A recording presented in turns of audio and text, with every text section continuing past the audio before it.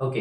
अब हम लोगों ने पार्ट वन में पुर्तगाली कंपनी कैसे आई थी और किस तरह से उसने इंडिया में अपना जो वर्चस्व है उसको स्थापित किया और किस तरह से फिर उसका पतन हुआ, इसके बारे में हमने एक छोटा सा क्विक रिवीजन पार्ट वन में देख लिया। अब हम यूरोपियन कंपनी जो दूसरे नंबर की कंपनी आई है वो डच कंपनी है और इसके बारे में हम अब एक डिस्कस करते हैं। तो सर्वप्रथम हम बात करेंगे डच जो कंपनी है, ये बेसिकली नीदरलैंड और हॉलैंड के वहां से आई थी। हुआ क्या था कि 1602 में डच ईस्ट इंडिया कंपनी का निर्माण किया गया। कहां पर? हॉलैंड या नीदरलैंड में एक डच कंपनी बनाई गई और डच कंपनी की स्थापना के बाद इसमें कितने मेंबरों को रखा गया? 17 सदस्यों का एक बोर्ड बना दिया गया। इसकी बात करेंगे कि एक पहला नागरिक था जो भारत में आया था 1596 में। कितना में? 1596 में पहला नागरिक था इंडिया में जो आया था, कार्नेलिस डी हाउटमैन। ये पहला डच नागरिक था जो इंडिया में आया था। और इसके बाद हम बात करते हैं कि इनके द्वारा जैसे जब डच कंपनी आई थी तो इन्होंने अपने कुछ लक्ष्य दे रखे थे यहाँ पर आने के लिए। इनका जो पहला लक्ष्य था कि ये मसालों के स्थान पर ये सिर्फ किसका प्रोडक्शन पर जोर दिया इन लोगों ने? वस्त्र के प्रोडक्शन पर। क्योंकि जिस तरह से पुर्तगाली आए थे उनका मेन पर्पस मसालों पर फोकस था, लेकिन इनका मसालों पर ना होकर किस पर दिया उन्होंने जोर? वस्त्र के निर्माण पर, यानी उसका वस्त्र का निर्माण करना, साथ साथ वस्त्र का निर्यात करने पर इन्होंने जोर दिया था। कहां पर? भारत के अंदर। इसके बाद बात करेंगे, इन्हें जब ब्रिटिशर्स यहाँ पर आए, सॉरी डच कंपनी जब यहाँ पर आई तो इन्होंने अपना मुख्यालय बनाया। मुख्यालय कहाँ बनाया इन्होंने? इंडोनेशिया के बाटविया में अपना मुख्यालय बना लिया इनके द्वारा। देन इसके बाद इन्होंने क्या करा कि जो डच कंपनी है ना, उसको भारत में उत्तरदायी दिया। डच कंपनी जो बनी थी उसको भारत में व्यापार करना, भारत में ट्रेड करना और इस तरह के काम करने का उत्तरदायित्व डच कंपनी को दे दिया गया था। इसके बाद अगर हम बात करेंगे तो जो डच कंपनी है, इस डच कंपनी को भारत में व्यापार करना था और व्यापार में इनके द्वारा कुछ व्यापार थे जिन पर फोकस थे। पहले नंबर पर तो हमने बात करी ली, किस था? वस्त्र था। तो वस्त्र के बाद मसाले पे व्यापार तो करते थे, लेकिन इसमें जो इनका ध्यान था वो काफी कम था, इस पर ज्यादा रुचि नहीं लेते थे। तो इसके अलावा ये नील की खेती, कच्चा रेशम, चावल, अफीम, इनके प्रोडक्शन पर और इनके साथ इनके व्यापार पर ये ज्यादा ध्यान देते थे। वहीं अगर हम बात करें तो इनने भारत में आने के बाद अपने व्यापारिक केंद्र निर्माण किए गए, व्यापारिक केंद्रों का निर्माण किया है यानी।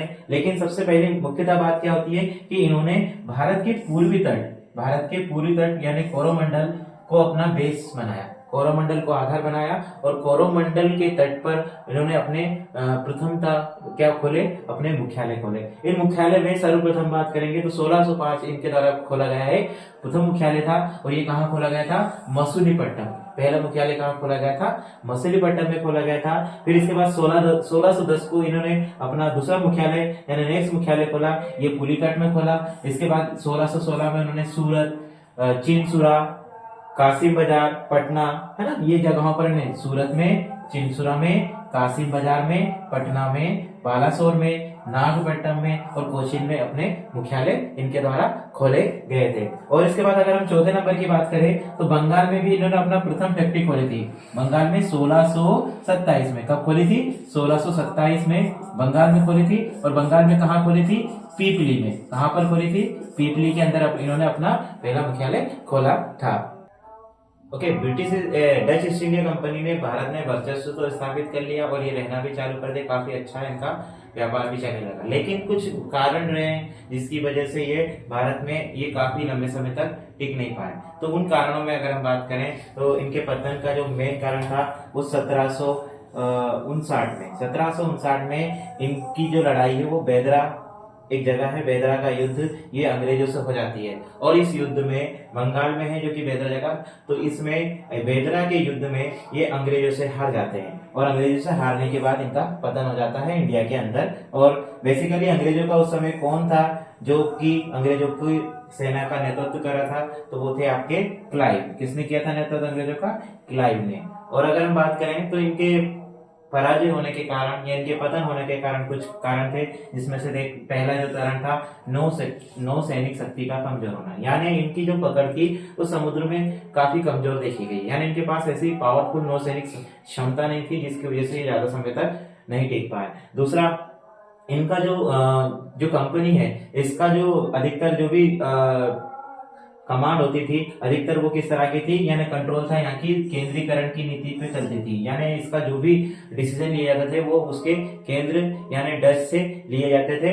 इस वजह से ये ज्यादा समय तक ना टिक पाई, क्योंकि यहाँ पर ये तुरंत कोई भी निर्णय नहीं ले पाते थे। दूसरा कि धीरे धीरे करके जैसे बढ़ते चले गए, इनकी आर्थिक स्थिति और खराब होती गई और इस वजह से ये पतन होने की कगार पर आ गए। वही बात करें कि इन्होंने धीरे, जहां कपड़ों पर ये ध्यान देने वाले व्यापारी थे, लेकिन उन्होंने धीरे धीरे अपना जो व्यापार है उन्होंने मसालों के जितने भी द्वीप थे उन पर भी देना चालू कर दिया। इस वजह से मसालों के द्वीप पर अत्यधिक ध्यान देना स्टार्ट किया। इस वजह से ये क्या हो गए, पतन की राह पर आगे बढ़ गए। वही व्यापारिक व्यवस्था थी इनकी जो थी कार्टेल जो व्यापारिक व्यवस्था थी, इसका मुख्यतः ये किस पर आधारित थी, सहकारिता पर, और ये सहकारिता पर आधारित होने के कारण ही इनका क्या हो गया, पतन के कारण रहे हैं। तो यहाँ पे ये कुछ कारण है जिसकी वजह से हम बता देंगे कि इससे क्या हो गया, डच ईस्ट इंडिया कंपनी का पतन हो गया। ओके, और अब हम अगली कंपनी यानी ब्रिटिश इंडिया कंपनी के बारे में अगले पार्ट में मिलेंगे।